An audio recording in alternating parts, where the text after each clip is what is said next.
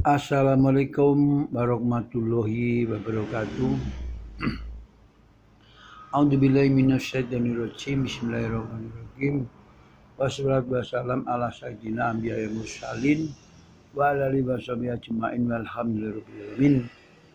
Anak-anak yang berbahagia, pada kesempatan ini Pak Haryono kembali untuk menyampaikan pembelajaran lewat online, yaitu tentang sejarah kurikulum minatan dengan temanya faktor kepindahan Kerajaan Mataram kuno dari Jawa Tengah ke Jawa Timur. Letak kerajaan ini berada di Jawa Tengah. Sekitar tahun 700 Kerajaan Mataram kuno telah muncul berdasarkan Prasasti Jojomerto yang menunjukkan letak kerajaan di lereng Gunung Merbabu dengan letaknya di daerah pedalaman, maka dimungkinkan mata pencarian penduduk Mataram kuno sebagai petani dan juga sebagai peternak. Di Kerajaan Mataram kuno terdapat dua dinasti, yaitu dinasti Syailendra dan dinasti Sanjaya. Prasasti Canggal berisi tentang Candra Sengkala yang berbunyi Sruti Indra Rasa yang menuliskan angka tahun 564 tahun Saka. Kalau dijadikan tahun Masehi menjadi 732. Kemudian Prasasti Mantyase yang menuliskan tentang nama-nama raja dinasti Sanjaya, diantaranya adalah 1. Sri Maharaja Rake Mataram Sang Ratu Sanjaya. Yang kedua, Sri Maharaja Rake Panangkaran. Yang ketiga, Sri Maharaja Rake Panunggalan. Yang keempat, Sri Maharaja Rake Warak. Yang kelima, Sri Maharaja Rake Garung. Yang keenam, Sri Maharaja Rake Kayuwangi. Yang ketujuh, Sri Maharaja Rake Watu Malang. Dan kedelapan, Sri Maharaja Rake Pikatan. Yang kesembilan, Sri Maharaja Rake Watu Kura Diah Balitung. Kemudian yang kesepuluh adalah Sri Maharaja Rake Daksutama. Kemudian yang ke-11 Sri Maharaja Rake Diah Plodong. Yang terakhir Sri Maharaja Rake Diah Wawa. Sedangkan pada Prasasti Kelurak menuliskan nama-nama raja dinasti Syailendra. Di antaranya adalah Raja Syailendra, Raja Banu, Wisnu, Indra, Samaratungga, dan Balaputra Dewa. Masa kemunduran Kerajaan Mataram kuno karena terjadi peperangan antara dinasti Sanjaya dan dinasti Syailendra, yang pada akhirnya Raja dinasti Syailendra menyingkirkan ke Kerajaan Sriwijaya, sedangkan di Mataram dikuasai oleh Raja Sanjaya dengan rajanya adalah Sri Maharaja Rake Diah Wawa. Yang pada akhirnya Kerajaan Mataram kuno dipindahkan ke Jawa Timur oleh Mpu Sendok. Mpu Sendok adalah menantu Diah Wawa sebagai suami daripada Rakrian bin Haji Sri Parameswari Diah Mukebi. Faktor yang menyebabkan pindahnya kerajaan dari Jawa Tengah ke Jawa Timur yaitu yang pertama adanya bencana alam letusan Gunung Merapi yang dahsyat, yang nyatanya sampai sekarang Merapi masih sering meletus. Itu bukti menunjukkan bahwa alasan yang utama adalah sebabnya adalah letusan Gunung Merapi. Adanya gempa bumi yang dahsyat, gempa vulkanik akibat Merapi juga, yang nyatanya sampai sekarang daerah Jawa Tengah barusan saja adalah gempa yang dahsyat sehingga daerah Jogja menjadi sasaran yang utama.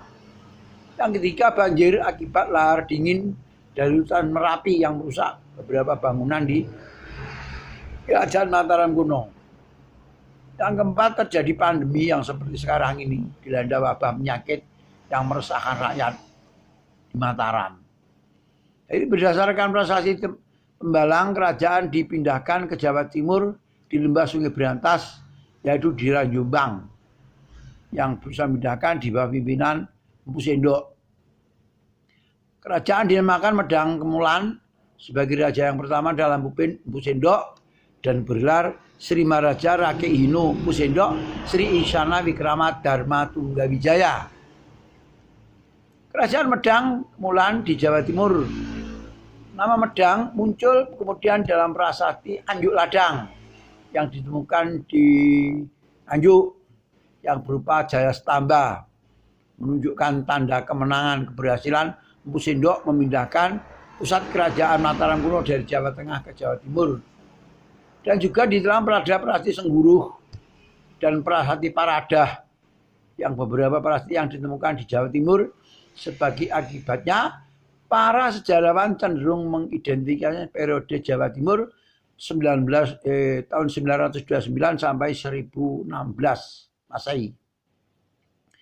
Dari kedua ini sebagai Medang untuk membedakan dengan periode Jawa Tengah tahun 732 sampai 929. Meninjau dari beberapa prasasti periode Jawa Timur, dijumpai adanya yaitu frasa yang tertera di dalam beberapa prasasti antara lain prasasti Anjuk Ladang dan juga prasasti Paradah yang menyebutkan Mpu Sindok yang mendirikan Wangsa Isana yang memindahkan kerajaan dari Jawa Tengah ke Jawa Timur tanpa memutuskan hubungan dengan leluhur. Terdahulu ia menyebut leluhurnya dengan kalimat Rahyang Tai Indah I Bumi Mataram. Pada prasasti Anjuk Ladang dan prasasti Paradah, letusan Gunung Merapi yang parah mungkin telah menyebabkan pemindahan pusat kedatuan dari Jawa Tengah ke Jawa Timur.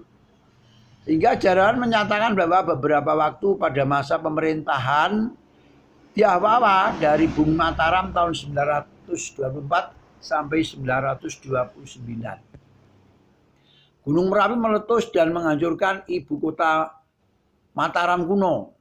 Letusan Gunung Merapi ini dikenal dengan sebutan Pralaya Mataram atau bencana Mataram. Di Jawa Timur, ibu kota baru Medang berada di Tamblang, daerah Jombang yang sekarang. Beberapa tahun kemudian ibu kota dipindahkan lagi ke Patugaluh dan terakhir dengan Putan pada masa Dharma Wangsa Teguh. Ya.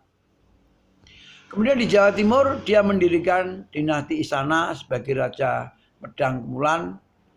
Beberapa prasasti yang ditinggalkan diantaranya adalah prasasti yaitu Cunggrang, peninggalan Sindok yang menyebutkan bahwa nama Abhiseka daripada Sindok adalah Sri Maharaja Rake Ihino Mpu Sindok Sri Isana Wikrama Dharma Tunggawijaya.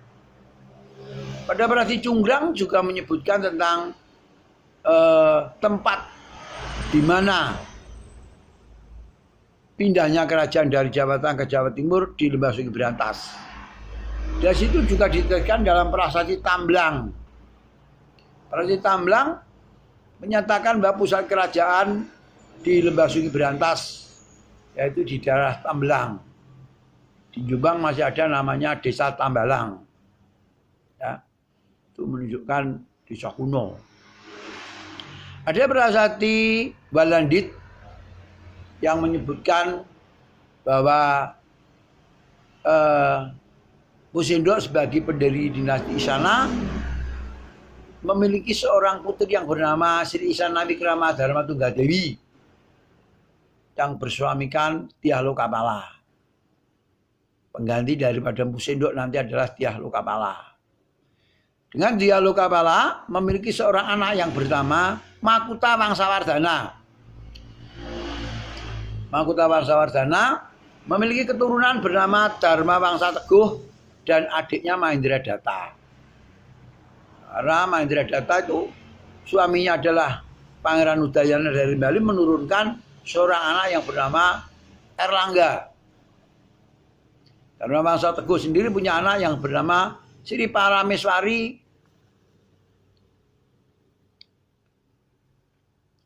Kemudian pada prasasti yang lain juga menyebutkan adanya yaitu tempat di mana sebagai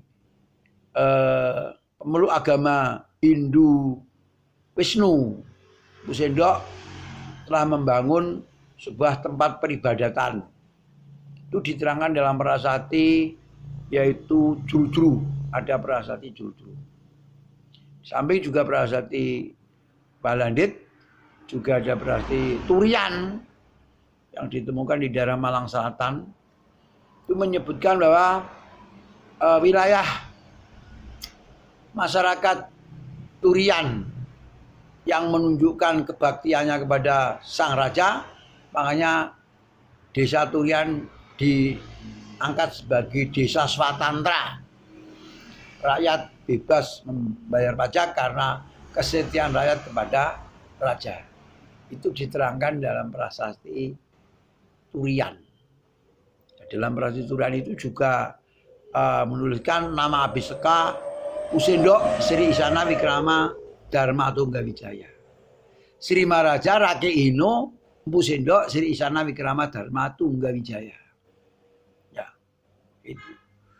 Pada prasasti yang lain juga ada prasasti Sengguruh yang menyebutkan bahwa masyarakat Medang Kemulan telah membangun yaitu pusat pemerintahan di Tamblang, dan rakyat secara sosiologis hidupnya sebagai pertanian dan juga sebagai peternak dan juga sebagai nelayan. Di mana saat itu memfungsikan Sungai Berantas sebagai jalur lalu lintas yang utama, makanya tempat pusat kerajaan di lembah Sungai Berantas di daerah Jombang.